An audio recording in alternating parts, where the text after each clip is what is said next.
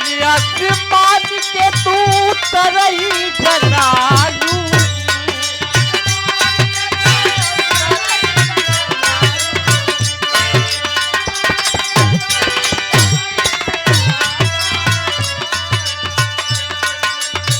बड़े धारी काली जाबू भिड़िया से जालू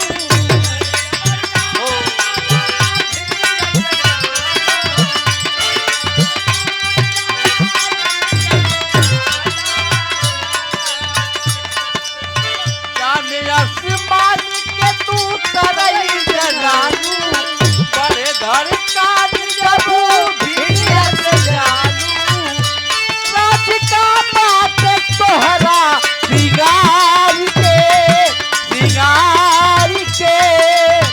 कहवा के लाली कहवा के वोट लाली कहवा के बाली कहवा के वोट लाली कहाँ के रखी दिया लीला के कहवा के बाली कहवा के वोट लाली कहाँ के रखी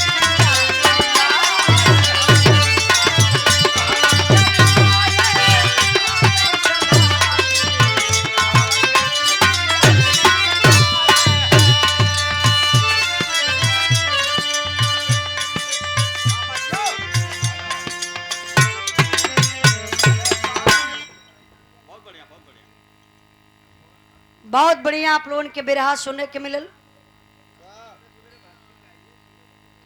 सब भाई इनके अच्छा लगल।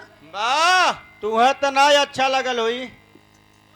हमारे दिल का बात तू कैसे जान गिला हो? अरे पर्दारी मामला हो जाला ना। बहुत बढ़िया बिरहा रहल, सबके अच्छा लगल, हमके भी बढ़िया लगल। दाइना हत्याकांड वाह बहरियाबाद हो तो गुरुजी के घर के बगल में घर बा।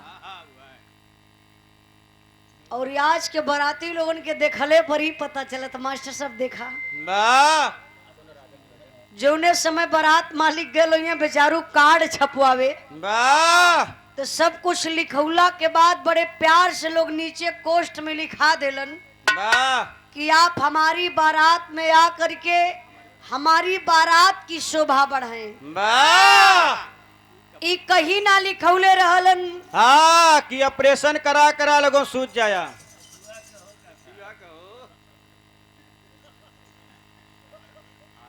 तो के कैसे पता कि ऑपरेशन वाले लोग हुआ? ये जितना करवट सुतल हूँ हाइड्रोसील वाले हुआ। आ जौन पेटकुइया सुतल हूँ बवासीर भोकंदर वाले हुआ। देखा डॉक्टर साहब बैठल हुआ। देखी रजाई लोग पाए गईली, गद्दा पाए गईली, आराम से सूतल बनी। वाह मास्टर साहब कहवा कहला कि गद्दा पे सुतवले गद्दार हूँ। वाह अच्छा बताइए, अमानो तो पैसे प्याल बनी, अमानो को पैसा तार ली बेचारू। इतना बढ़िया कांड गौन आप लोग खर्राटा मारत हुआ सुबेरे के कबा भैया बिरहा ले लो बरतिया में का मर्दे बिरहा ना ऊ निपोर्रा रहल है। हाँ तब तो ई कहबा ई अपन दोषा ना देबा के रे मर्दे में तरतिया बर सुत गइलो। वाह गवैया आइले चिल्लैले बेचारे गइले घरे। वाह अच्छा जे जागत रहल उ तो लड़ जाई कहीं नहीं मर्दे। हाँ दोनों बिरहा गौलो, मशीन बढ़िया ना रहल फिर भी कुल गौलो। हाँ ई कुछ सवेरे के चर्चा हो जाले। वाह ई बात ना भाई तब कौन बात है? बफर में लोग दबा के लोग तोड़ले हुआ।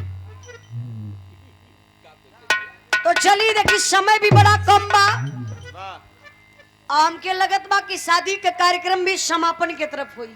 वाह उतने मेहमान के पूरा अपन काम कर लेवे कि एक ठे कोनो गीत बजा दा और झटके से एक ठे बिरहा आप लोगन के सुना दे।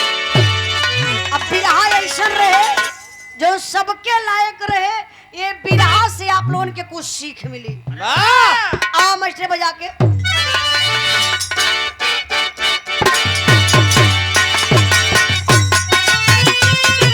क्या बात है? बहुत अच्छे।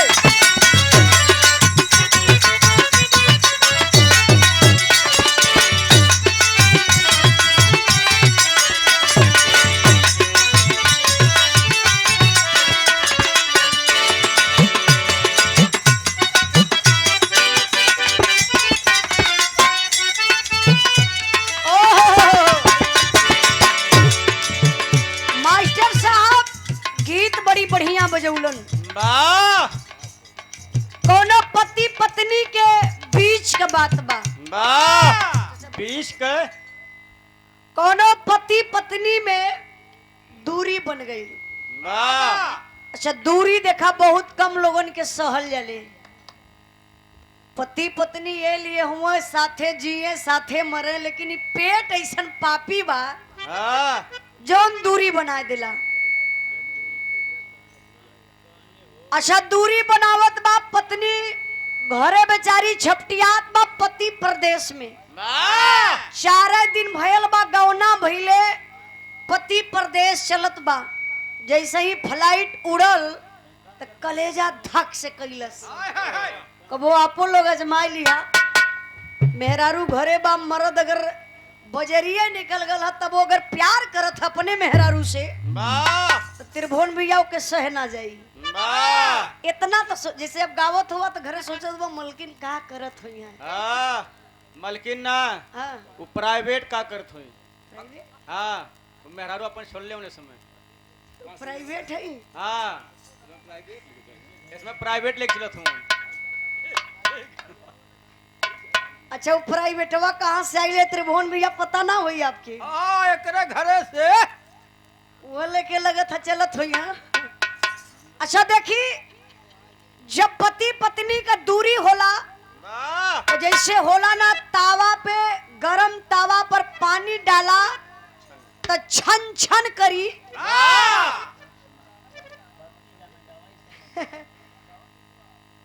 हाँ चलिए ठीक है चाचा का तो भक्ति गाना गावा, देखा मिजाज होला, अच्छी बात है। ई उम्र जौन दादा का बा भक्ति वाला बा, लेकिन ज्यादा का कहल जाए तनी सेनानो लोगन के छिड़क दिहल जा कुछ। हाँ आपो वाली होई, आपो वाली बिराह होई, लेकिन पहले नहा लोगन वाली हो जाता। हाँ कहाँ साझे से मन गौली सब सजवा से तो मन दूसर भक्ति लाइन गौले रही है, विश्वकला यो को शंकर भगवान का गौले रहा है।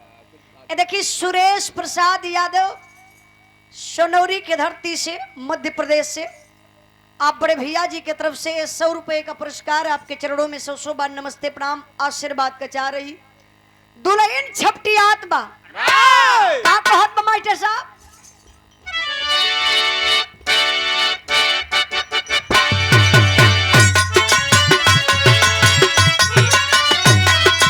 क्या बात है?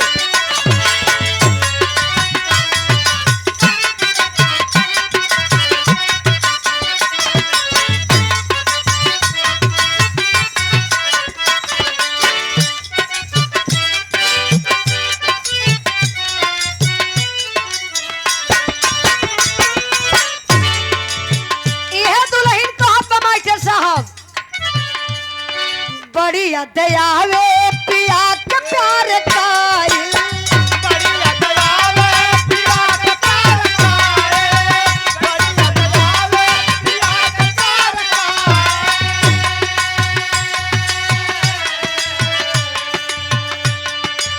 रतिया रतिया पहाड़ दिन भाई,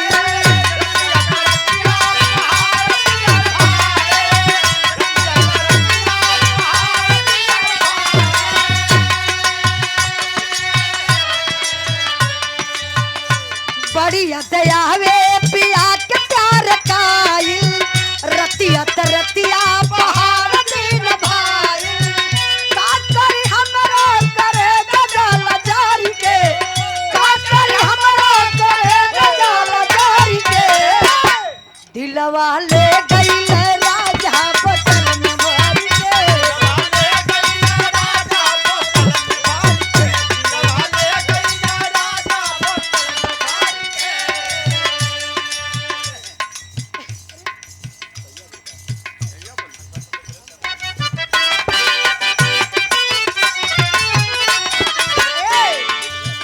बड़ी दयावे पिया के प्यार कायल,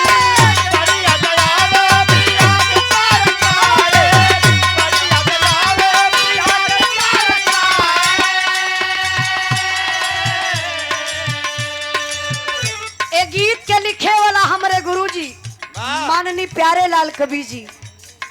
देखा गीत लिखलन इतना सुंदरता से कि आप कहीं भी बैठ के कोनो महफिल में सुन सकेला, वाह देख सकेला। पारिवारिक गीत बा।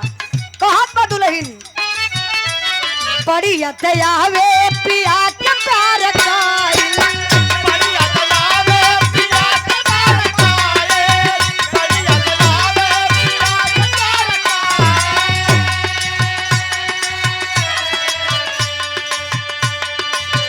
रतिया तरतिया पहाड़ दिन भाई।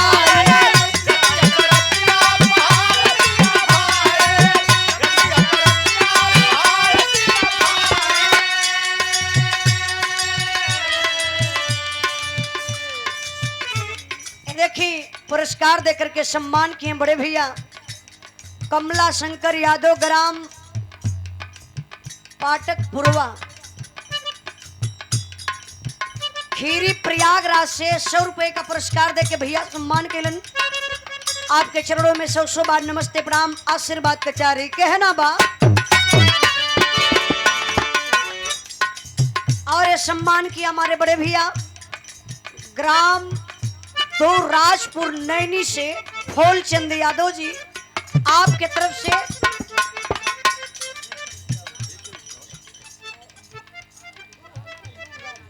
दूराजपुर दुबे नहीं दूराजपुर हो देखा ना। आप बड़े भैया जी की तरफ से 151 रुपए का पुरस्कार आपके चरणों में 100 बार नमस्ते प्रणाम आशीर्वाद कचा रही। एहू कुल के कहना बदलवा लेता लोग, जैसे इलाहाबाद के बदल के प्रयागराज कह दहला। अब दूर राज कहो 4 राज हो बड़ा पुरवा हो, आप लोग एकत्रित हो के एहू कुल के बदलवाला। इस सरकार ये कमवे करत बा, खाली नाम चेंज करत हो। विकास के नाम पर नाम चेंज बा। अच्छा ये बतावल जाए इलाहाबाद से प्रयागराज बदल गल, कौन गरीबी मिट गई, कौन भूखमरी खत्म हो गई। समस्या वो है खाली ई कहा खातिर कि भाजपा सरकार में इलाहाबाद से बदल के प्रयागराज नाम रखायल। यह बा जाल हो कि मदारी वाले हो, अपन जाल फेंकत हो और वही में पब्लिक फंस के मरत हो। 4 जने कबे करें बा मर दे काहे ना बीजेपी वाला विकास कैला 100 नंबर के बदल के 112 नंबर का दहला बताई। अच्छा 112 नंबर हो गल तो का उस सुविधा वो जो न बोले अखिलेश भैया करा ले 112 नहीं सॉरी 100 नंबर रहा है तो वो मल्ला बोलोरो से स्कॉर्पियो से चलत रहा। 112 जब से हो गल वो आसमान से उड़ के थोड़ी न जहाज से आई। वाह प्रमोशन भल भैया हमन। कौन प्रमोशन? सिपाही हटा के इसमें होमगार्ड इसमें चलत हूं हमन। यो बात है का 100 नंबर में से हटा के ना सिपाही दरोगा। यह विकास देखा आप लोग खुद समझदार हुआ, समझदारों के लिए इशारा काफी है। कहना है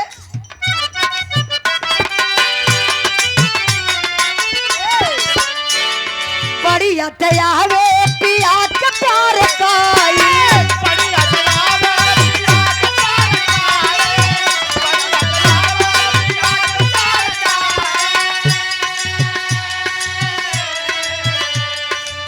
रतिया रतिया पहाड़ दिन भाई।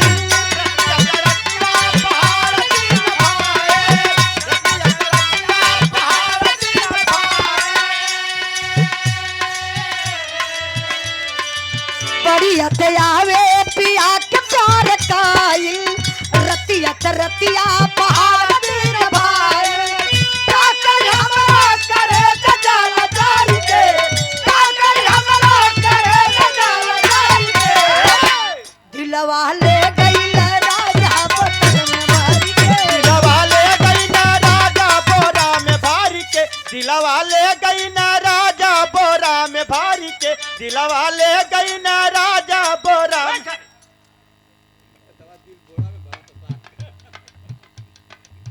दिलवा ले गइल राजा उ बनौले हुआ ट्रैक्टर पागल कहीं का। देखी दुल्हन बड़ा पीड़ित बा, लेकिन बतावत बा मास्टर साहब का कहत बा।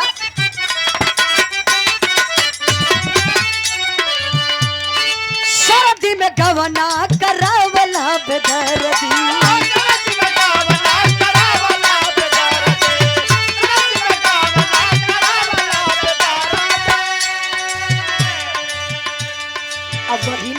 छूटल गवानवा के हरदी ये भइल छूटल गवानवा के हरदी, भइल छूटल गवानवा के हरदी। चार दिन रहल मन रह गइल हारी के, चार दिन रहल मन रह गइल हारी के, दिलवा ले गइल राजा बतल मारी के। दिलवा ले गइल राजा बतल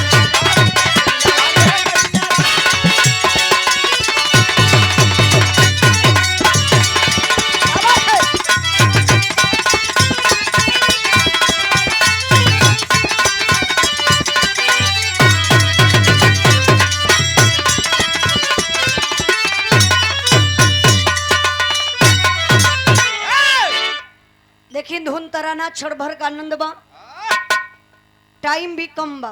वाह अभी समझ में ना आवत बा कि आप लोग जइबा के भाई सुनबा भी रहा, भाई सुने के बा ना, तो एक भी रहा झटके में आप लोग सुन ले।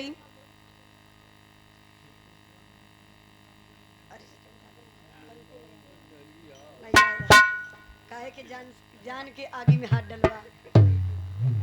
एक बिरहा आप लोगों के बीच में मैं ऐसा सुनावे चलत बनी। वाह ये बिरहा से आप लोगों की एक सीख यह मिली कि परिवार में आपके हमके कैसे रहे के चाहिए, वाह लेकिन लोग रहेला कैसे, विचार बदल जाला, रिश्ता बदल जाला क्षण भर में।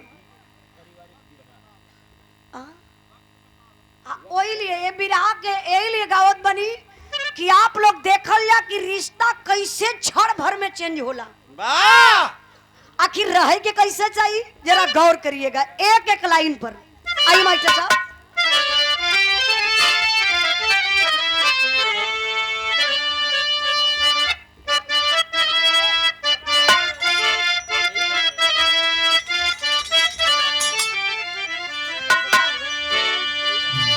यही धन है लेकर धर्म डूब जाता,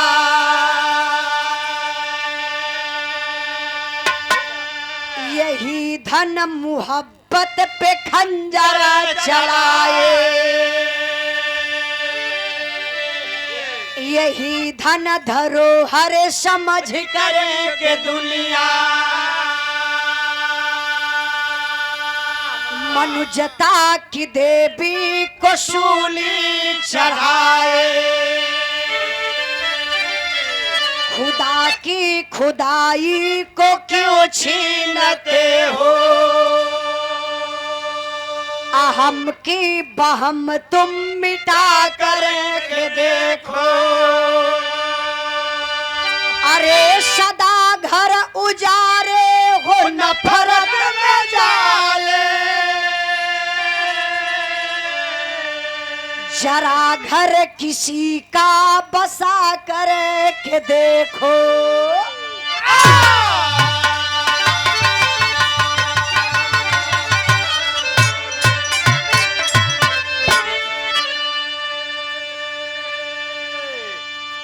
यही धन है लेकर धर्म डूब जाता, यही धन पैसा, पैसा में इतना ज्यादा गर्मी हो, लोग कहेला कि घर माचिस से आग से जलेला, लेकिन हम बताइला कि घर आग से नहीं जलेला।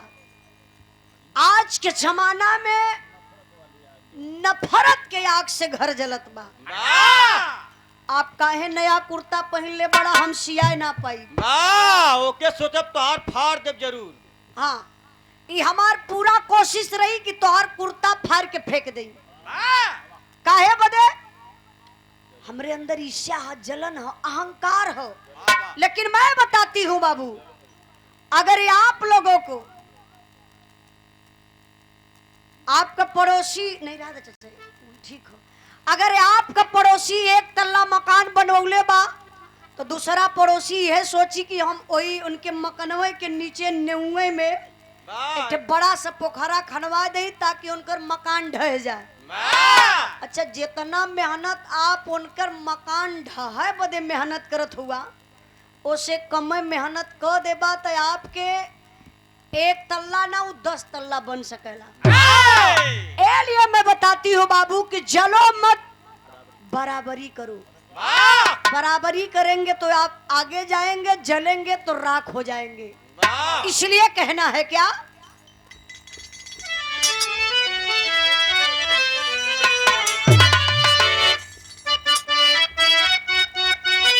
क्या बात है।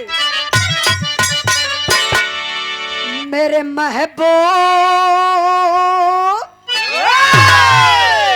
मेरे महबूब मेरे साथ बड़ा चाल किया। मेरे महबूब मेरे साथ बड़ा चाल किया। मेरे महबूब मेरे साथ बड़ा मेरे महबूब मेरे साथ बड़ा चाल किया। लेकिन बिरहा में भाव बा कैसे मास्टर साहब,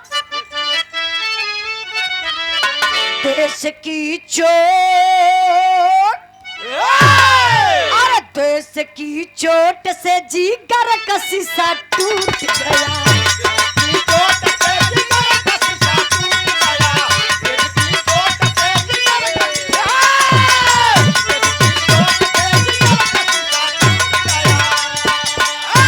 बचा था जो कुछ, अरे बचा था जो कुछ तेरे जहां में लूट गया।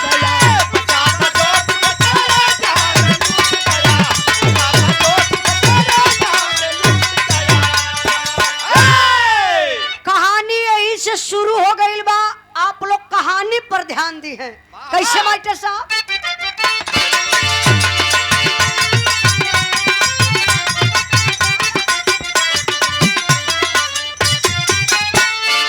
किसी की खुशहाली किसी का जिगर चोट करे, किसी की खुशहाली किसी का जिगर चोट करे। स्वार्थ की भावना मानवता पर विस्फोट भरे, खुशी को छीन करके खुशियां मनाने वाले, खुशी को छीन करके खुशियां मनाने वाले, पुष्प को पाते ना चमन को जलाने वाले। सबसे पहले आप लोग कहानी पर ध्यान दिए हैं बाबू। बिहार प्रांत छपरा के बात बा, जहां के रहे वाला दूगो भाई, सगे भाई, बड़का भाई मोहन और छोटका भाई सोहन। बड़के भाई मोहन खेती गृहस्थी का काम करत रहलन, मतलब किसान रहलन। और छोटका भाई और सोहन हमें वो फौजी जवान बैरिकपुर कलकत्ता में ड्यूटी पर तैनात रहलन। बड़के भाई मोहन जो किसान है, मोहन के औरत का नाम उर्मिला बा। सोहन जो फौजी जवान है, सोहन के औरत का नाम बाबू गीता बा। बड़े भाई मोहन के 3 गो लड़का हुआ और छोटका भाई सोहन जो फौजी जवान बा ओकरे कौनो औलाद ना बने। धीरे धीरे शादी के 10 साल बीत गल हो। एक दिन का बात बा, भैया ए भाई ए, अच्छा अगली बार भी ऐसे लोग बातचीत करते रहा हूँ, दूरे जाके बतिया लें। जितना पागल हूँ सब प्रयागराज में आके बस गए हूँ। अच्छा देखा ई पान खातिर एकदम गोलियाल हम लोग। ये देखी बारात मालिक श्री सुदामा प्रसाद यादव, आपके तरफ से 200 रुपए का पुरस्कार, आपके चरणों में 100 बार नमस्ते प्रणाम आशीर्वाद कचा रही। सब भाई इनके नमस्कार प्रणाम। जरा ध्यान दीजिएगा बाबू, कहानियां सुनबा अगर ध्यान देबा तो आप लोगों के कुछ मिली। यही लिए गावत बनी कि सबही के पास परिवार हो। परिवार कैसे चलावे के चाहिए, बिरहा से यह सीख मिली। बिरहा से आप लोगों के अमान एक बिस्सा खेत सुबेरे का ना लिख के जाइए। आप लोग रात भर जगला, जगले का मतलब खाली एक चीज पावल। अब बढ़िया कहानी अगर पा गईला तो दिमाग में गूंजत रही, कहीं ना कहीं केहू से बतीबा तो कबा उजलवा यार गौलस बात सही कहलस, ऐसन कहानी रहल। तो ये मान के बिरहा गायब तर जाई। अब बार बार यह बात कहल जा तो रिक्वेस्ट भी कर जाता। देखा दो जने है खड़ा बतियाओ तो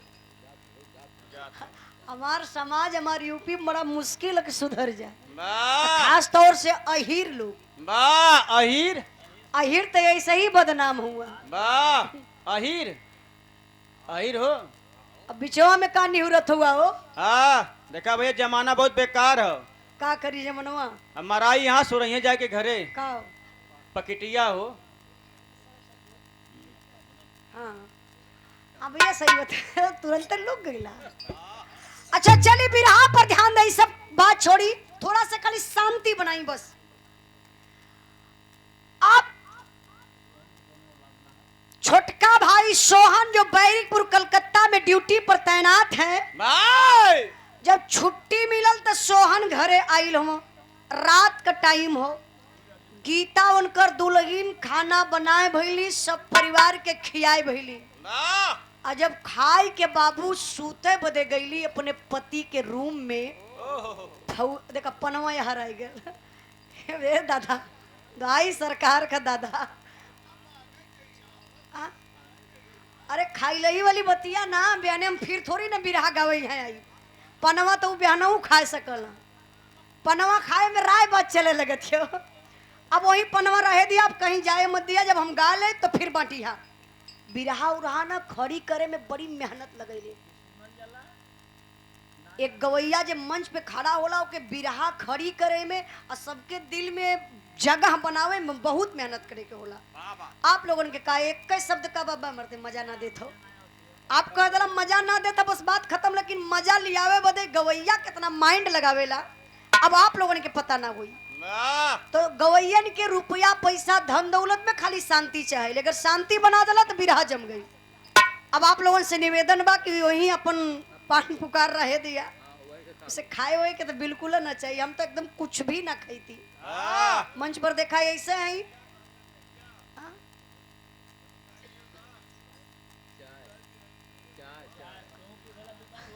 देखा ना क्या खरत का तो 2 बेरी चाय पी भैलू चाहिए हमान के मिलल।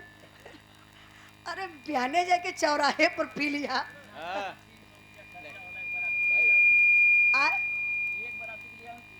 सही बात है। नहीं अब चाय वो ना मंगाई, दारू कहवा तो मंगाए दे। दारू दारू घरात मालिक सब निवेदन कर दे, अगर कहीं कुछ सीसी बचल होई एक को पेटी से लिया के लिए तो उछल दे। अब बस अब साइलेंट। हाँ अब एकदम साइलेंट। अब केहू जने मत बोलिया, बस खाली सुन लई, सफल हो जाई बिरहा। अच्छा बिरहा कहाँ पहुंचल, अब केहू से पूछी के बतेबे न करी कहाँ क्या बात है।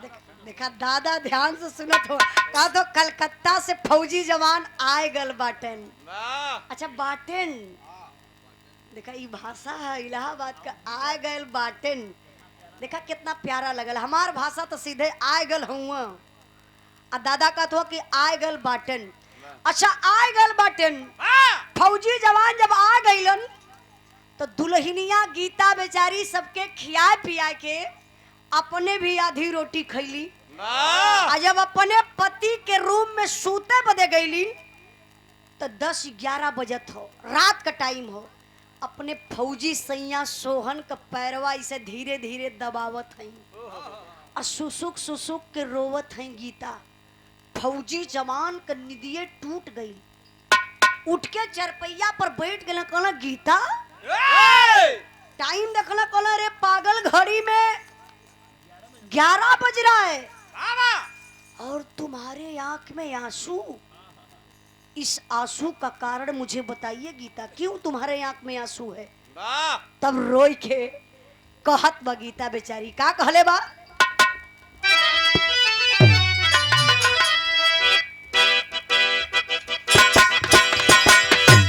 क्या बात है?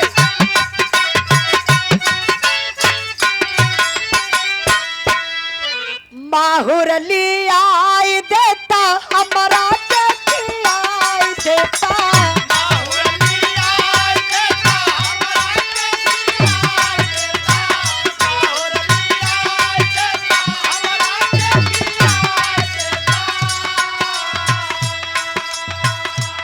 माहुर लिया देता हमारा के खिलाई देता, जियल ना जाला बे संतान के बतिया लहमान पिया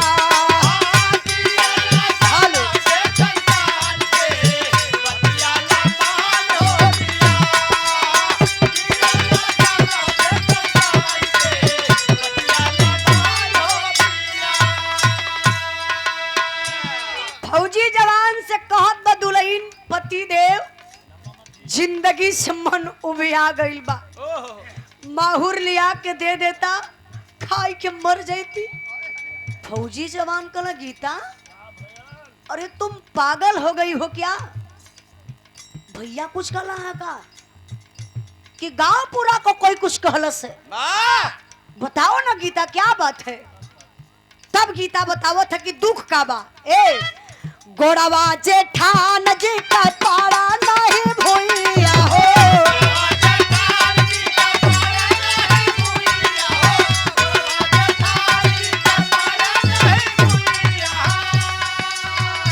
हमारा खातिर मोन लिहला अखिया बसैया हो।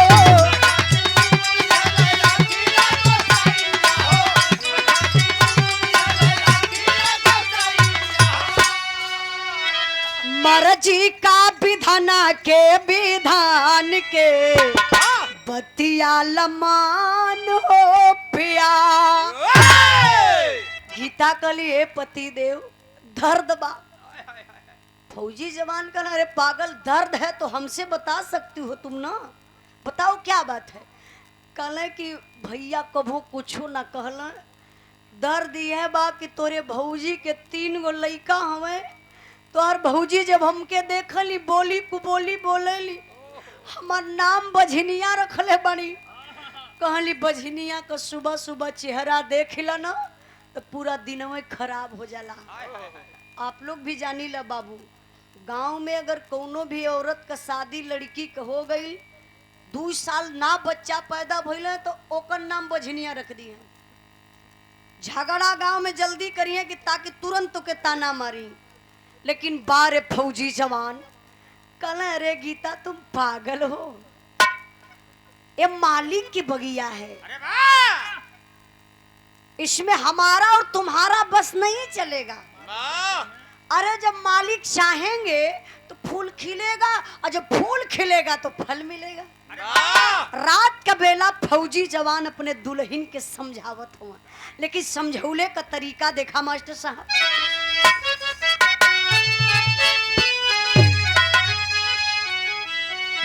कि अरे गीता दुल्हनिया क्या फौजी समझावेला, अरे गीता दुल्हनिया क्या फौजी समझावेला।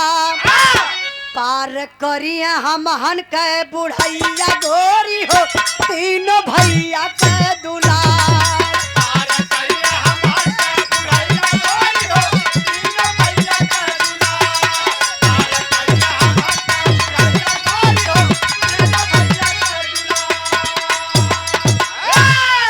सुन तारा लबतिया विधाता खुश भइले, आया मामा की डरिया पे बौरवा लाग गइले।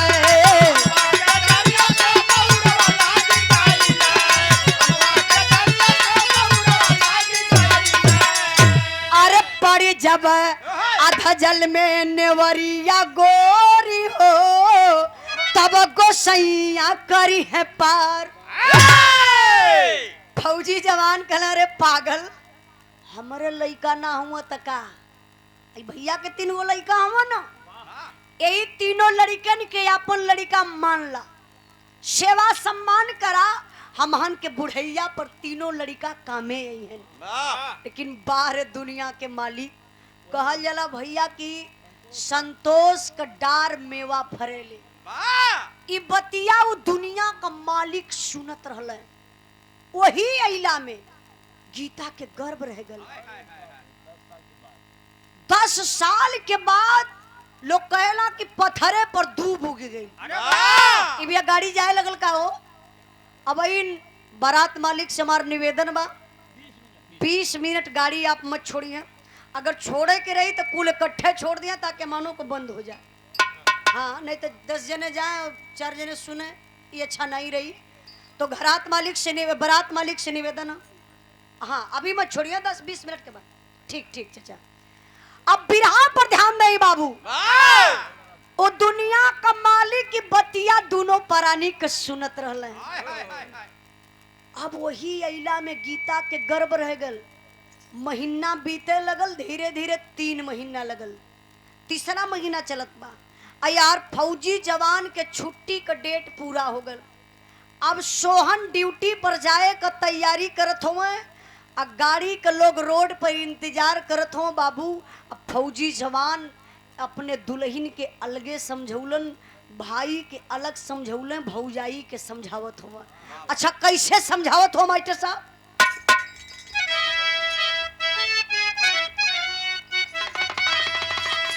माल ठरिया में चलल, माल ठरिया में चलल, बलम रसिया माल ठरिया में चलल, बलम रसिया माल ठरिया में चलल, बलम रसिया माल ठरिया में चलल।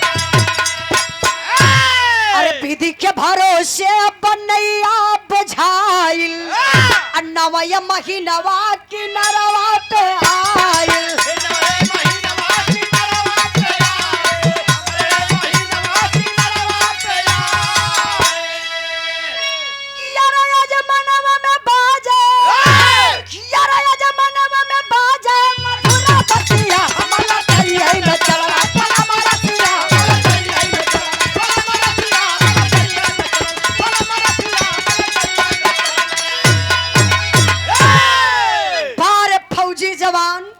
दुल्हनिया के धीरे से कलह रे गीता संभाल के गर्भ के रखिया, ध्यान दिया तोरे पत्थरे पर दूब उगल बा, कौनो औलाद होई खुशी होतने बा, चाहे बेटा हो चाहे बेटी हो। देखा फौजी जवान का संतोष अपने भाई के जाए के समझौला कल, भैया गीता का देखभाल करिया, कौनो प्रॉब्लम रही एगो फोन कर दिया, हम तुरंत गाड़ी पकड़ ले आ जाई।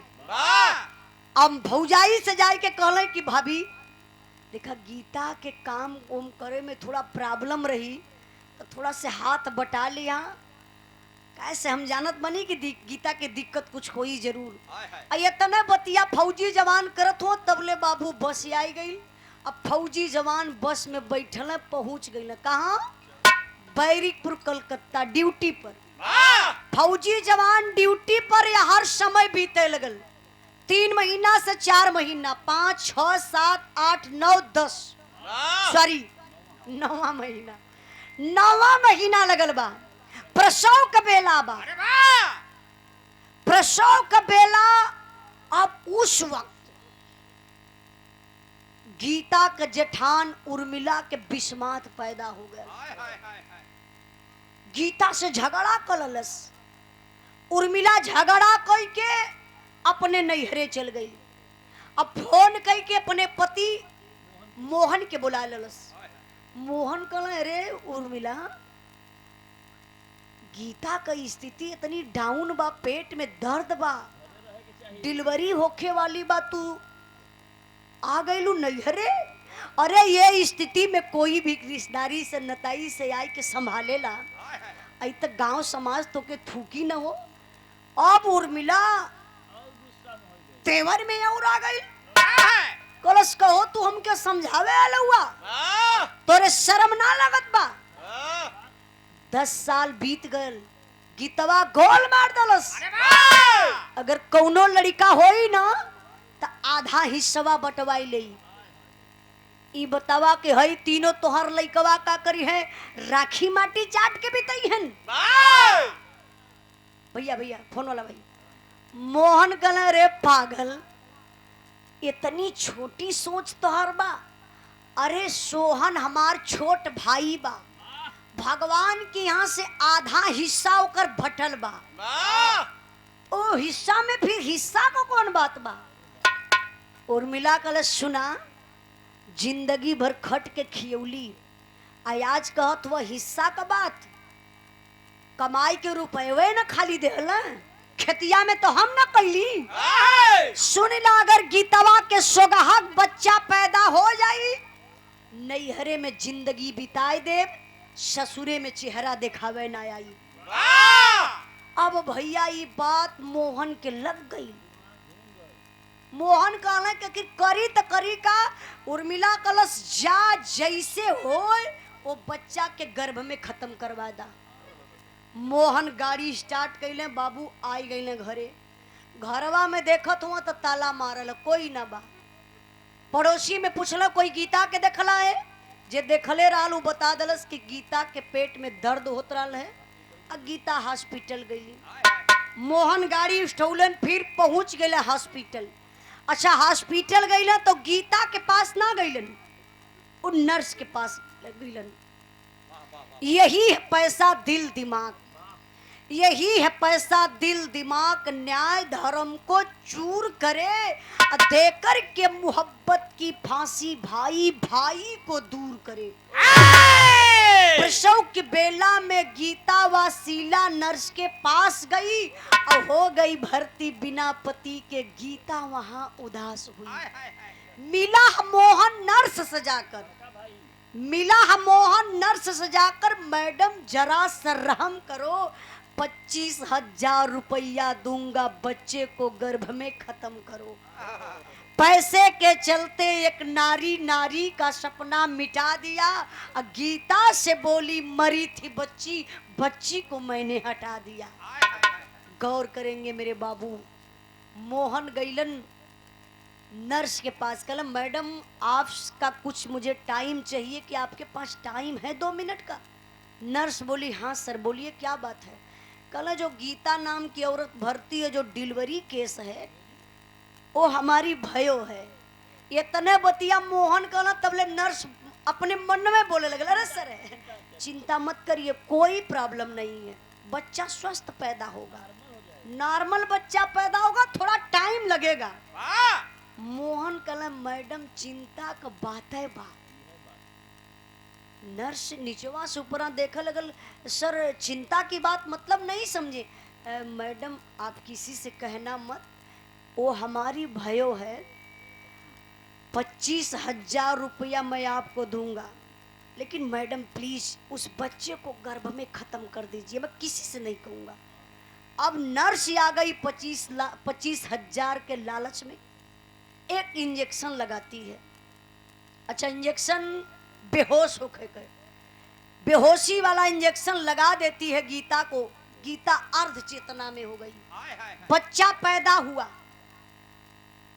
नॉर्मल बच्चा पैदा हुआ, स्वस्थ बच्चा पैदा हुआ। गीता को हल्का हल्का याद है। अच्छा आप लोग को क्या पता होगा, हमारी माताएं बहनें बताएंगी, जब बच्चा पैदा होता है ना, माँ अपने आप को मौत के मुंह में चली जाती है, एक प्रकार से उनकी मौत हो जाती है, तब जाकर के एक बच्चा पैदा करती है। एक इंजेक्शन नहीं, कई हजार इंजेक्शन लगा दीजिए, लेकिन जो बच्चा पैदा होके का पीड़ा रहेले, वो माई के कहीं ना कहीं बुझा ले जरूर। बच्चा तो स्वस्थ पैदा हुआ, एकदम अच्छा सुगहाग पैदा हुआ, लेकिन बात अब क्या है, जो दवा का असर था बाबू वो खत्म हो गया। गीता आ गई होश में, और जब होश में अली तब मारे खुशी में चरपैया पर देखा थी कि हमार बचवा बाय कहाँ, आखिर बेटी पैदा भइल कि बेटा पैदा भइल, ई पता ना बा, लेकिन ई पता बा कि बच्चा हमार स्वस्थ पैदा भइल बा। नर्स के बोलोली मैडम मेरा बच्चा कहाँ, जरा दिखाइए ना। देखिए खुशी है, 10 साल के बाद बच्चा पैदा भइला, क्या पैदा हुआ। तो नर्स बोली अरे गीता मैं क्या बताऊं, दर्द तो बहुत ज्यादा मुझे भी हो रहा है। अरे बच्ची पैदा हुई थी, वो मर गई थी, मैंने उसको फेंक दिया। मैं सोच रही थी तुम अकेली आई हो हॉस्पिटल, तुम अकेली हो, परेशान हो जाओगी। अरे बाप रे बप्पा, जब ये बतिया गीता सुन ली कि बच्ची पैदा भइल मर गई, नर्स बिना देखौले बिना हमसे पूछले हमारे बचवा के फेंक दलस। वही स्थिति में बाबू आप समझ सकते हैं, जब बच्चा पैदा होता है ना, तो औरत लोग 6 दिन औरत लोगन का एड़ी कोई ना देखेला, सौरी में कोई प्रवेश ना करेला। वही स्थिति में चारपाई से उतर के जाय के नर्स के पैरवई पर गिर गई, कहली हाय मैडम एक काम करिए, एक जहर का इंजेक्शन मुझे भी लगा दीजिए, मैं भी मर जाऊंगी इसी हॉस्पिटल में, मेरे जीने की इच्छा बिल्कुल खत्म हो गई आज। नर्स बोली देख गीता तू यहाँ नाटक मत कर, क्या मैं हत्यारिन लगती हूँ तेरी निगाह में? तुझे मैं जहर का इंजेक्शन लगा करके मैं जेल में जाऊं, मेरे हाथ में हथकड़ी लगे? अरे हॉस्पिटल है ना कि कोई धर्मशाला है तुम नाटक बना रही हो और मैं उस नाटक को सह सकूं। आराम करना है, रहना है, कुछ दिन हॉस्पिटल में तो रह ले। तब गीता के पीड़ा और बढ़ गई, रोवत शुरू कैली बाबू। रोवत कैसे ही पत्थर सा कलेजा पिघल जाएगा मेरे बाबू। कैसे मास्टर? अरे देहाली जाना माना खेला वाले भागी भाईल, अरे जहारा का सोया लगोई दे तू बहिनी। हमके पड़ला बाकी सैया के पड़ला लाल, अरे हमके मुआला के दिखाई दे तू बहिनी।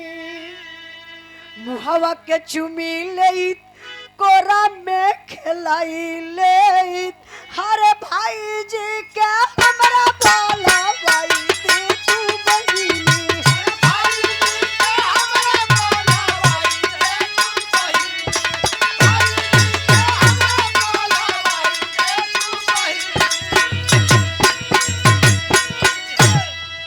गीता कली मैडम, मैं कितनी बड़ी अभागन हो गई हूँ। 10 साल के बाद विधना कुछ दिए और मेरे देखने की भाग नहीं हुई। गांव समाज के लोग ताना मारते मारते थक जाएंगे। मैडम मैं घर चली जाऊंगी, लेकिन एक काम करिए, मेरे बच्चे की लाश एक बार दिखा दीजिए, आखिरी बार। मैं जरा ये देख लूं मेरी बच्ची मुझे पड़ी थी या मेरे पति देव को पड़ी थी, कैसा चेहरा था, एक बार मैं देख लूं मैडम। उस लाश को वापस दे दो मैडम। नर्स डांटने लगी, फिर डांटती है, रे गीता मैंने एक बार बोल दिया कि हॉस्पिटल है ना कि कोई धर्मशाला है। तुम नाटक रच रही हो, यहाँ पे रहना है तो कुछ टाइम ले रह ले, नहीं तो मेरे हॉस्पिटल से तू निकल जा। और टूट गई बेचारी गीता। कली मैडम मैं चली जाऊंगी, लेकिन मेरे भाई जी को बुलवा दीजिए। अच्छा भाई जी कौन? बड़का भाई मोहन के बुलावे कली। अब मोहन के संदेशा दे के बाबू नर्स बुला ललस। और जब मोहन अइलन तो देखा वो नर्स के पास ना जात हुआ, अब डायरेक्ट गीता के पास गईलन। अच्छा कहत कहूँ देखा उनकर दिमाग। रोकर मोहन कहन लगा गीता मन में करो सबर, मालिक को मंजूर न था, जल्द चलो अब अपने घर। अर्ध चेतना में गीता देखी बच्चा खोल नजर, अब फोन पर रोती मिस साजन से नयन आंस बहे झरझर। गीता कली भाई जी मुझे कुछ शक हो रहा है, बच्चा पैदा हुआ नर्स बता रही है, मरा बच्चा था, वो बच्ची थी और उसको फेंक दी। भाई जी कोई उपाय लगाइए, उस लाश को वापस मंगवा दीजिए, एक बार मैं अपने बच्ची को अपनी आंख से देख लूं। मोहन कहले गीता तुम पागल हो गई हो, अरे जो होना था हो गया, मालिक को मंजूर नहीं था तो हम लोग क्या कर सकते हैं, जाने दो, दिल से बात को निकाल दो, चलो घर चलते हैं। गीता अब और टूट गई। गीता बोली भैया आज तक तो लोग हमके बाजिन बाजिन कहला है, लेकिन आज के डेट से हमके लोग पापिन कहीं जन्मत देरी ना भल अपने बचवा के हॉस्पिटल में खाए गई। भैया हो आप जा घरे, हम ना जाई, हमहू कहीं अपन प्राण त्याग दे। मोहन खुश हो गई, मन में खुशी बा कि यार गीता का बच्चा भी मर गल और गीता भी आत्महत्या कर ली। सोहन का फोन आई तो फोने पे बता दे कि डिलीवरी के टाइम पेट में इतना काफी दर्द रहा कि जच्चा बच्चा दोनों सथों में खत्म हो गई। यह सोचत मोहन घरे जात हुआ, लेकिन एक लाइन बाबू आप लोगों से सवाल है। हमारे गुरु जी माननीय प्यारे लाल कवि जी बड़ी ऊंची बात लिखते हैं। का लिखल है मास्टर? अरे मोरे राम ई मनवा जहिया पैसा पर बिकी, धर्म इंसाफ ओढ़ी के सुत जाई कफनवा, अरे कफनवा, अरे कफनवा। ई मनवा जहिया पैसा पर बिकी, धर्म इंसाफ ओढ़ी के सुत जाई कफनवा। मोहन चले गए घर पे, लेकिन गीता बेचारी के डोले भर के शक्ति ना बये बाबू, किसी तरह से सड़क वह पार गईली। अब गीता सोचत बाड़ी कि मैं आत्महत्या कर लूंगी, लेकिन एक बात गीता का दिल अंदर से झकझोर दलस, अरे मैं क्या करने जा रही हूँ आत्महत्या? मेरे पति की क्या गलती है? पति बॉर्डर पर तैनात, जिस दिन सुनेंगे कि बच्चा भी मर गया और मैं भी मर गई, शायद अपने आप को बर्दाश्त नहीं कर पाएंगे। एक बार बात तो कर लेती हूँ। रुक गई आत्महत्या करने से, और आखिरी बार सोचती बात कर लूंगी, उसके बाद आत्महत्या जरूर करूंगी। फोन लगाती है अपने पति सोहन को। बाबू सोहन फोनवा रिसीव नहीं करत हुआ, काहे? बैरिकपुर कलकत्ता में मेस में फौजी जवान बैठा था भोजन करने के लिए, फोन बज रहा है। दूसरा भाई एक दोस्त देखा, बोला रे भाई तेरा कब से फोन सोहन आ रहा है, तू नहीं देख रहा है? सोहन फोन उठौला, कल रे यार ये तो तुम्हारे भाभी का फोन है। फोनवा रिसीव कैलन, अब बड़ा हौसला से बोला तो हेलो, अरे गीता कोनो सुबह समाचार बताया। सोहन के तो पता बा कि डिलीवरी होखे वाली बा, लगत बा कुछ शुभ समाचार बा, हौसला में बोलत बड़ा फौजी जवान। लेकिन गीता कली का शुभ समाचार बताई? सब तो शुभ समाचार बा। फौजी जवान कले गीता क्या कह रही हो? अशुभ समाचार मतलब मैं नहीं समझा, क्या बात है बताओ गीता, बोलो बोलो क्या बात है। तब गीता बेचारी रोई कोई फनवा पर बाबू कहत बा, पत्थर सा कलेजा पिघल जाएगा बाबू। कैसे क्या कहती है?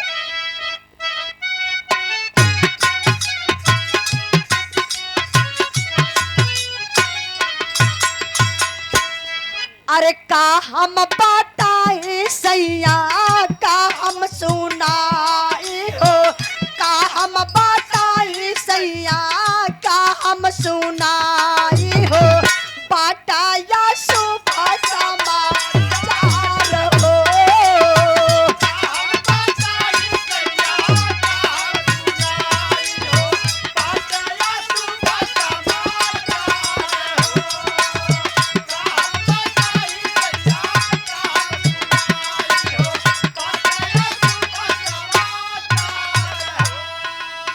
अरे जनमल सुगानावा के नरसा पपिनिया हो, जनमल सुगानावा के नरसा पपिनिया हो, हमके जाना ला दिहलस मार हो।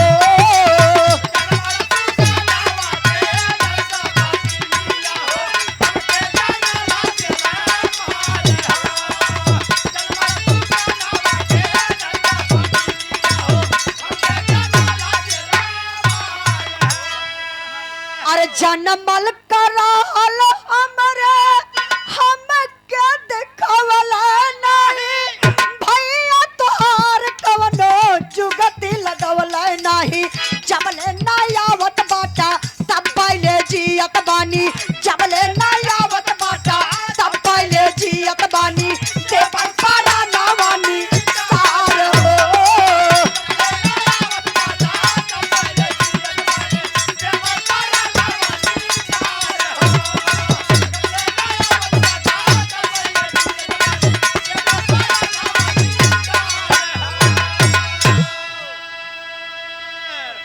गौर करेंगे मेरे बाबू, एक करोड़स के भाव पर सम्मान की हमारे बड़े भैया जो समाजवादी पार्टी के नेता बबलू भैया की तरफ से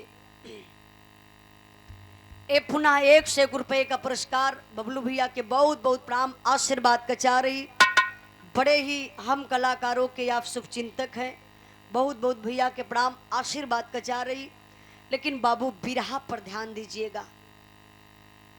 गीता फोन पर बताती है, पति देव मुझे बहुत कष्ट है, मुझे याद है बच्चा पैदा हुआ, मेरा स्वस्थ बच्चा पैदा हुआ, लेकिन नर्स पापिन मेरे बच्चे को जानबूझ के मार डाली।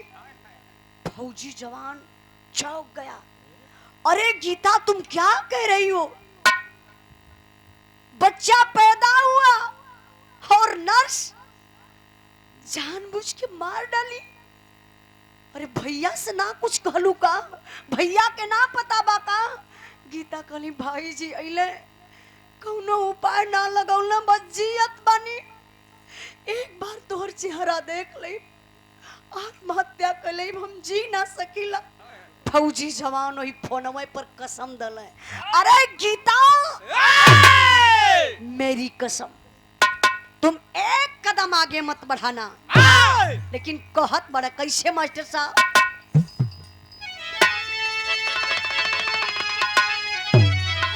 अरे यखिया से असिया बहिया न गोरी, टटला रही हा घरवा जइहा न गोरी, टटला रही हा घरवा जइहा न गोरी, टटला रही हा घरवा जइहा न गोरी।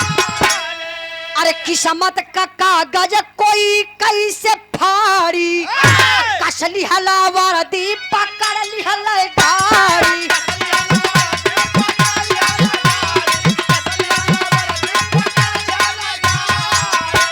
अरे धीरज कदिया ना बुझैहा न गोरी, टटला रही हा घर में जइहा न गोरी। फौजी जवान कहला गीता मेरे ऊपर विश्वास है ना? तुम मरने के लिए बोल रही है पागल? जहां हो तुम वहीं पर रहना, मैं तत्काल गाड़ी पकड़ता हूँ, छुट्टी लेता हूँ और तुम्हारे पास मैं आ जाता हूँ। चिंता मत करो पागल। फौजी जवान तत्काल छुट्टी लिया, गाड़ी पकड़ लिया। अच्छा, बैरिकपुर कलकत्ता से छपरा का दूरी बहुत ज्यादा ना बा, आदमी ट्रेन से 6-7 घंटा में आ जाइए। फौजी जवान छुट्टी ले लो बाबू, ट्रेन पकड़ने तत्काल आई गई यो बिहार में। और जब छपरा में अलन तब फौजी जवान सोहन ना घरे गईलन ना हॉस्पिटल गईलन। अच्छा जात कहाँ हुआ जरा गौर करेंगे मास्टर साहब।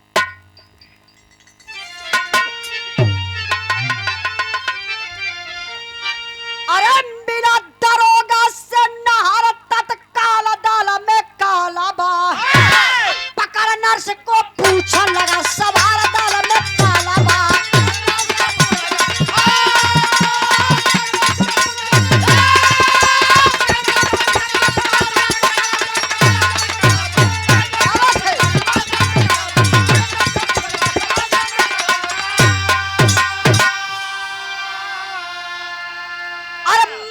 जिंदा बच्चा, ओ बच्चा माथा मारा था, उसको तूने फेंक दिया, क्या अधिकार तुम्हारा था? अरे उछल नर्स को मारा, बुट संभाला दाल में काला बा। अब बता दे हाल साली बेल्ट निसार दाल में काला बा।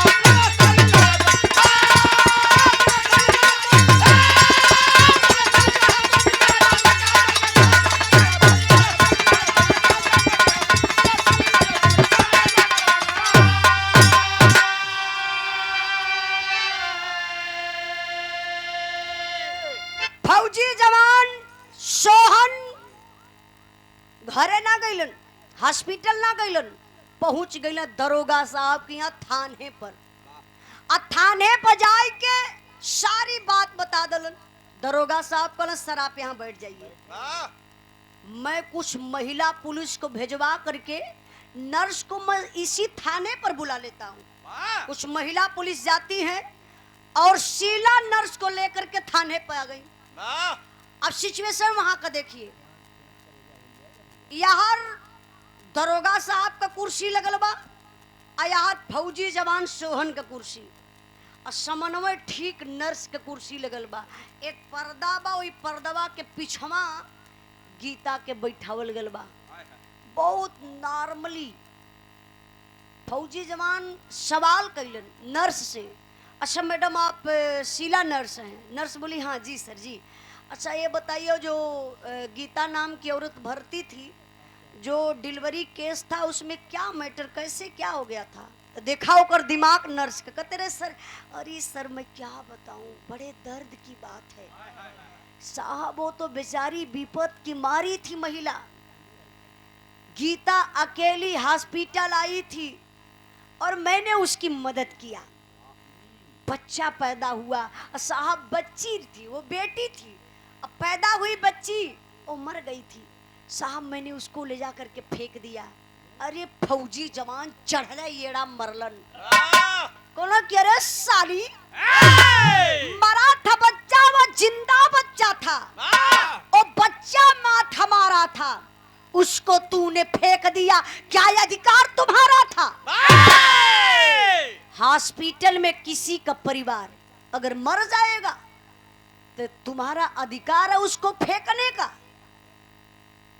कि तुम्हारा ये अधिकार है कि उसके परिवार को तुम लाश को दे सकती हो? तू किससे पूछी थी, किससे पूछ करके, किसके अधिकार से तूने उस बच्ची को फेंका? फौजी जवान तबले निकलने बेल्ट, 4-5 बेल्ट लगल जब न तो लगल दवाई का पर्चा बनावे। आपे लोग कहेला कि मार के आगे भूत भागेला, 4-6 बेल्ट लगल तो लगल गाय नियर कांपे, कल हे साहब मत मारी, साफ है साहब बता दे वो साहब, तो निको झूठ नहीं बोलब लेकिन अब मत मारी साहब। फौजी जवान रुक गए, कल साफ साफ सही सही बताओ, तब वो नर्स बतावत बा। अच्छा का बतावत बा मास्टर साहब?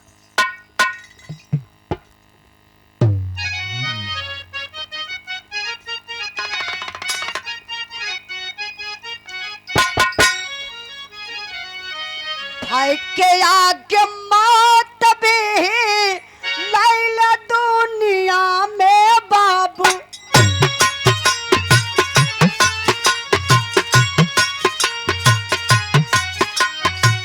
छोटे छोटे पापियन का कामन रखेगा,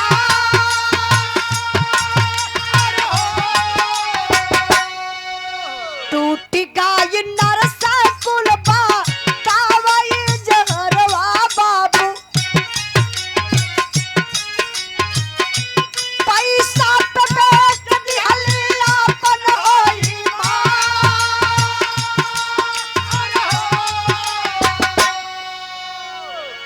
साहब, पैसा के लालच में आकर के अपन ईमान बेच दली। फौजी जवान चौंक गए, पैसा कैसा पैसा, कौन दिया पैसा? तब नर्स बतावत बका, तो हर बड़का भैया देहला हम के रुपया साहब,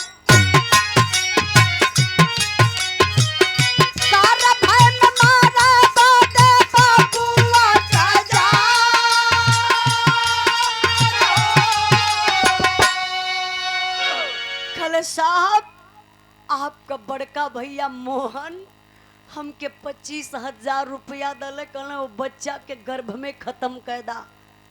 टूट गया फौजी जवान,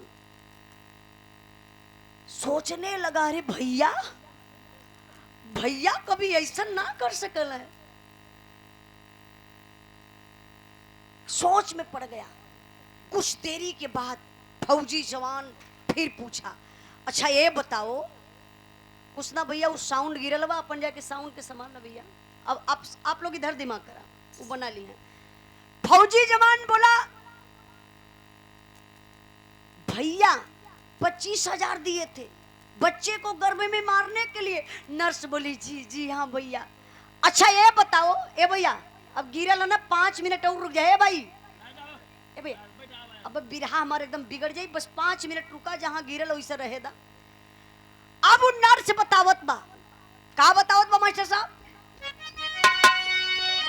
जन्मल सुगाना के बर, जनमल सुगानावा के झोरवा में रखली साहब।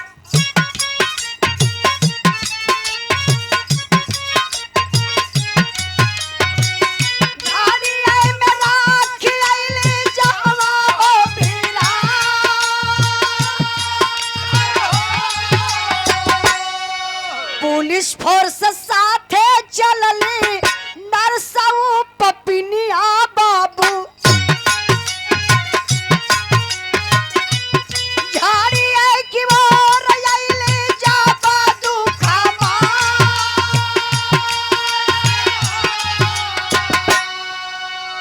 नर्स बतावत बे साहब हम आपसे झूठ बोलत रही साहब। बच्ची जौन कहत रही साहब बेटा पैदा भयल, जौन कहत रही साहब मरल पैदा भयल। अरे साहब जियत रहलो साहब। फौजी जवान के आंख से आंसू छलक आया। बच्चा पैदा हुआ, अब तक तो सोच रहा था कि मर गई थी बच्ची, बच्ची को फेंक दिया वो तो लाश के चक्कर में। लेकिन नर्स बताने लगी कि साहब वो बेटा पैदा हुआ था, जिंदा था साहब। मैंने जिंदगी में बहुत बड़ी गलती किया साहब। उस बच्चे को मैंने प्लास्टिक में लपेट करके बोरा वाले झोरा में रख के साहब मैंने उस झाड़ी में फेंक दिया। फौजी जवान के पैर तले से जमीन खिसक गई। औलाद का गम बाबू औलाद को पानी बना देता है। जरा आप अपने पर लेकर के सोचिए, आपका बेटा होता तो आप क्या करते। फौजी जवान सोचने लगा, बोला बताओगी कि झाड़ी में फेंकी हो। पुलिस प्रशासन के लोग, आप लोग जैसन आम जनता जुटल बा, आगे आगे नर्स चलत बा, बतावे कि वही झाड़ी में बचवा के झोरा में रख के फेंकले बानी। प्रशासन के लोग हैं, सारे लोग हैं। लेकिन जब मतारी के पता चलल कि हमारे बचवा के प्लास्टिक में लपेट के बोरा वाले झोरा में रख के ही पपिनिया झाड़ी में फेंकले बा। जब झाड़ी के कुछ दूरी पर जाती है, पूरी पब्लिक के हटावत गीता बेचारी वो झड़िया के किनारे पहुंचली। और जब झड़िया के किनारे पहुंचली तब गजब हो गया, कलेजा हिल गया बाबू। झोला दिखाई दे रहा है, लेकिन वो झोला के यारी यारी ऐसा दृश्य देखे के मिलल जो कलेजवा कहाँ पिघल हो बाबू। अच्छा वो दृश्य का रहल मास्टर साहब, चार कुत्ता झोरा वही के अरे अरे गुरजत रहल। देख के करे जावा पे टूटल सामान।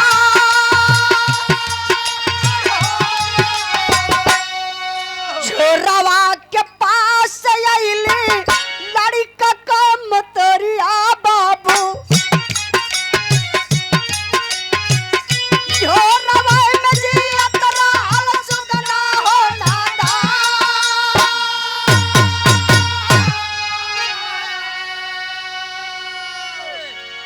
गौर करेंगे बाबू, माँ जाती है देखती है दृश्य, झोला दिखाई दिया, लेकिन झोला के यारी यारी चार गो कुत्ता आपस में गुरज रहे हैं, किसी को जाने नहीं दे रहे हैं। माई समझ गई हमरे लाल के ही कुत्ता नोच नोच के खा गलोयन।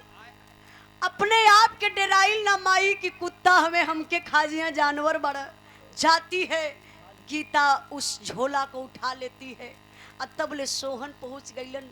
झरझर झरझर रोवत हो कलन गीता, इस झोला को जमीन पर रख दे रे पागल। अपने नसीब का बचवा नहीं था, अगर अपने नसीब का होता ना तो आज झाड़ी में नहीं होता, आज बच्चा तुम्हारे गोद में खेलता। बर्दाश्त नहीं हो रहा, रख दे गीता रख दे। लेकिन माँ की ममता नहीं मानती है बाबू। जब झोरावा से माई खोलली हो तो देखा थी बचवा सही में प्लास्टिक में लपेटल बा, और जब प्लास्टिकिया से निकलली बचवा जियत मिलल।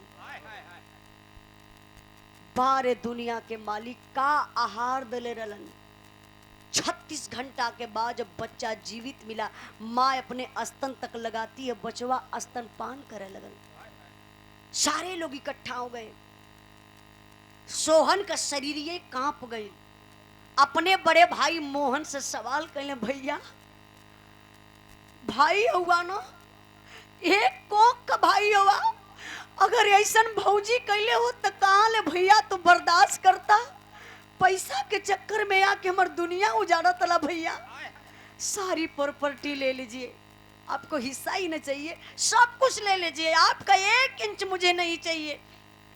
वादा करता हूँ भाई हूँ, भाई का फर्ज निभाऊंगा, सर्विस का आधा पैसा भिजवाता रहूंगा। लेकिन भैया आपने बहुत गलत किया। अगर मैं शहीद हो जाऊंगा, जो शहीदी रास मिलेगी ना, खुशी से ले लेना भाई। लेकिन मैं जा रहा हूं भैया, कभी वापस इस परिवार में चेहरा दिखाने नहीं आऊंगा। फौजी जवान अपने बीबी को और अपने बच्चा को लिया, जैसे ही 2 कदम आगे बढ़ले तब बोले दरोगा साहब कहले, सोहन और रुक जाओ, मेरी गाड़ी में बैठ जाओ, मैं बस स्टैंड तक छोड़ दे रहा हूं, क्यों पैदल जाओगे?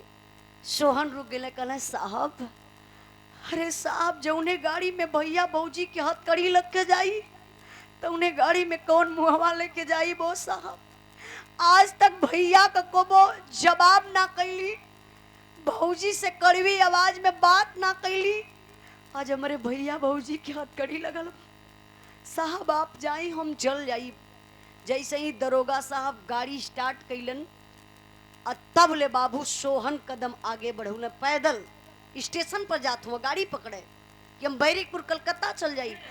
तब ले वही पब्लिक में से एक ऐसा आवाज आई जन करेजवई के चीर लहलस। अच्छा वो आवाज के कर रहल, कैसन रहल मास्टर साहब?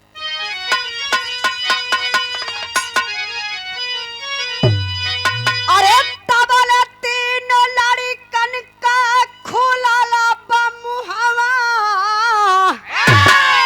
चाचा छोड़ी के या भतीजा बन के जाला कहवा।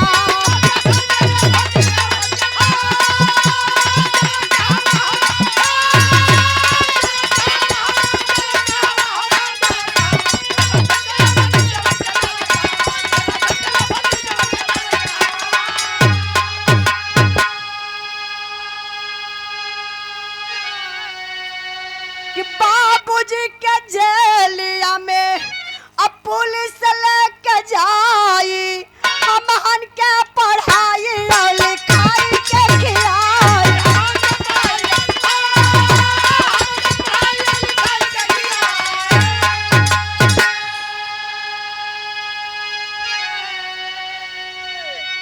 गौर करेंगे बाबू भैया, 1 मिनट की बात। हाँ जय, हाँ 1 मिनट।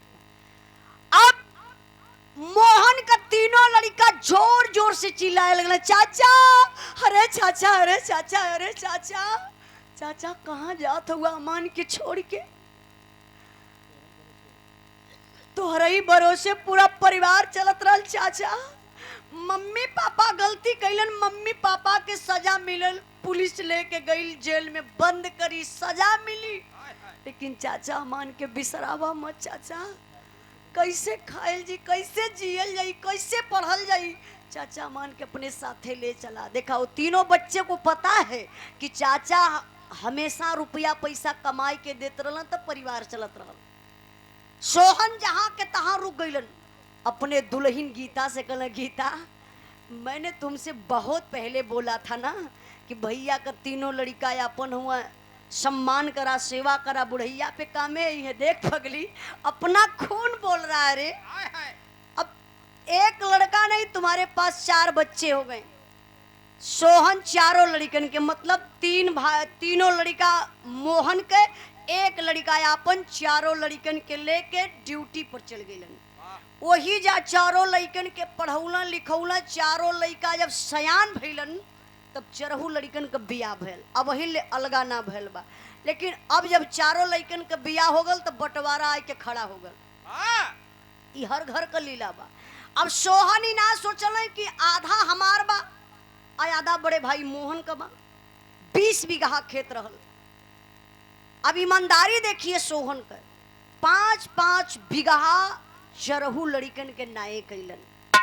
बिरहा के सुनने वाले भैया बाबू, मैं आप लोगों से एक ही बात कहूंगी, भाई हो तो ऐसा सोहन जैसा जो किसी की उजड़ी हुई दुनिया को बसाने का काम करे।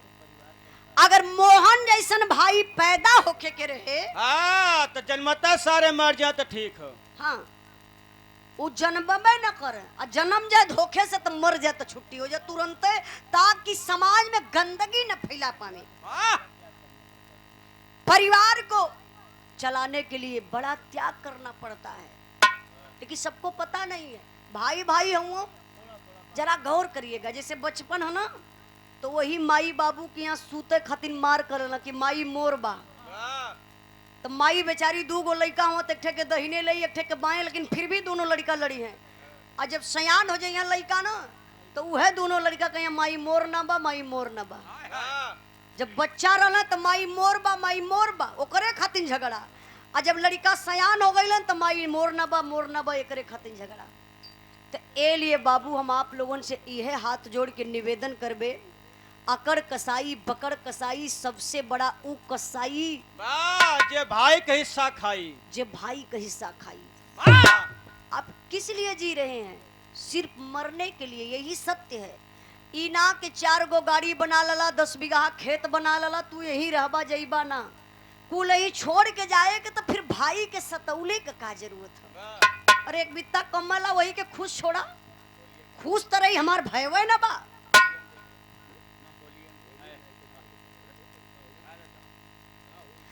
लिए आप लोगों से हाथ जोड़ के है कहा बाबू कि दुनिया में रुपया पैसा बहुत कुछ है, लेकिन सब कुछ नहीं है। परिवार से बढ़ के पैसा नहीं है। बिरहा का हमारा आखिरी भाव बा, और कुछ गाओ बजाओ में अगर गलती भइल होई तो आप लोग क्षमा करने का कष्ट करिएगा। और हमार गाना सुने कोई तो हमार चैनल बा उजाला यादव ऑफिशियल, आप लोगों के सब्सक्राइब कर ली है। और हमार फेसबुक पेज भी बा उजाला फैंस से उजाला यादव से, ताकि आप लोग लाइव भी बिरहा सुन सकीला। बिरहा का हमारा आखिरी लाइन में मास्टर साहब,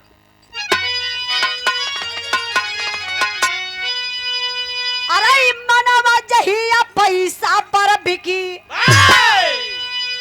उजाला